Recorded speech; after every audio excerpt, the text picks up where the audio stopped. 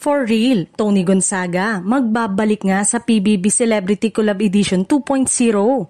Usap-usapan ngayon sa mundo ng showbiz ang kumakalat na balitang posibleng muling makita si Tony bilang host ng nalalapit na Pinoy Big Brother Celebrity Collab Edition 2.0. Matapos ang kanyang pag-alis noong 2022, marami ang nangihinayang dahil si Tony ang kinilala bilang isa sa mga pinaka-iconic na muka ng PBB. Kaya naman, nang mag-reunion sina Tony, Mariel at Bianca kamakailan, agad nang nagliyab ang mga espekulasyon. Magbabalik kaya si Tony sa bahay ni Kuya? Sa ngayon, kumpirmado na ang mga host ng bagong season.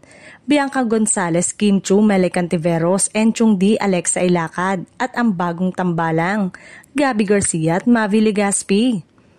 Noong nakaraang taon, mismong si Tony ang nagsabi na hindi niya planong bumalik bilang host ng PBB. Aniya, panahon na para mag-shine ang mga bagong henerasyon ng host.